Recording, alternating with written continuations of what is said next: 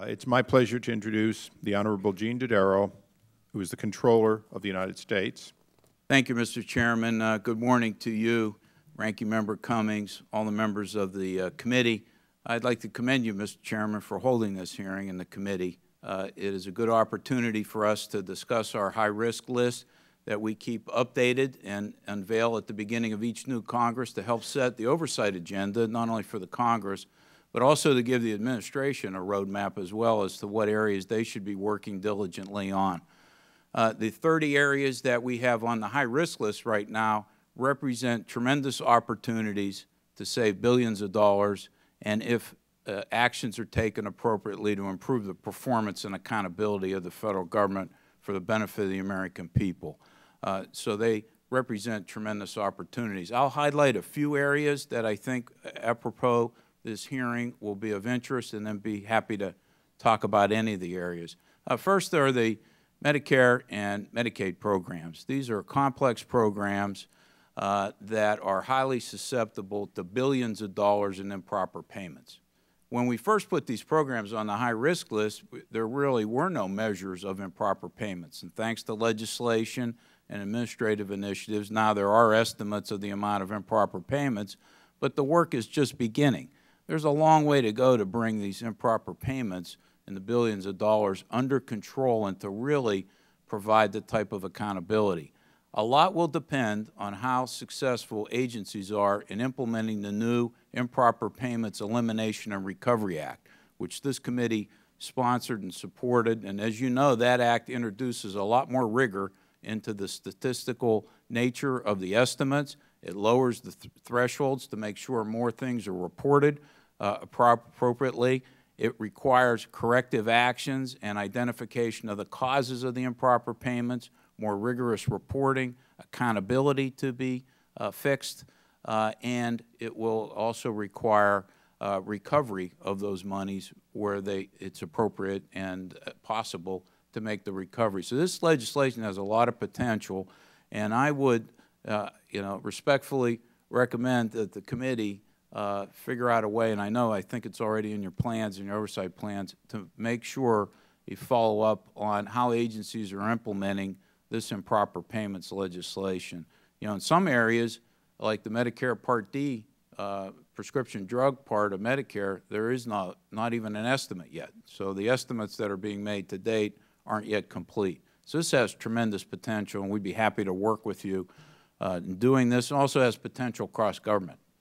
Second area has to do with unused federal property.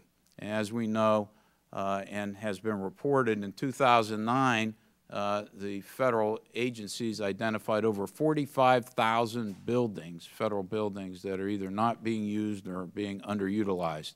And the government is incurring an annual operating cost for these buildings of about $1.7 billion a year.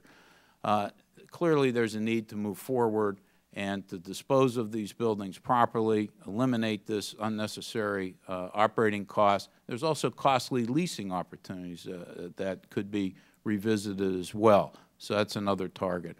Also, in DoD weapon systems acquisition, as Senator McCaskill mentioned, the Congress passed the Weapon Systems Acquisition Reform Act in 2009, and that included a lot of important reforms to come up with better cost estimates and also better accountability in terms of reporting on those areas. But our reviews of the weapon systems portfolios have shown billions of dollars in cost growth in those activities and longer periods of time to deliver the weapon system. So it's costing a lot more than originally expected, and it's delaying the implementation of this. We've made a number of recommendations to better prioritize the weapon systems portfolios, to put in more diligent business practices and business cases, technology maturity levels before investments are made, and also to make sure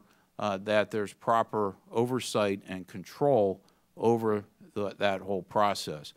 As Senator McCaskill also mentioned, there are a wide range of other DoD business practices, whether they be in the logistics support, contract management, and other areas that are also on the high-risk list that provide opportunities for more improvement, streamlining, and eliminating of the government's costs.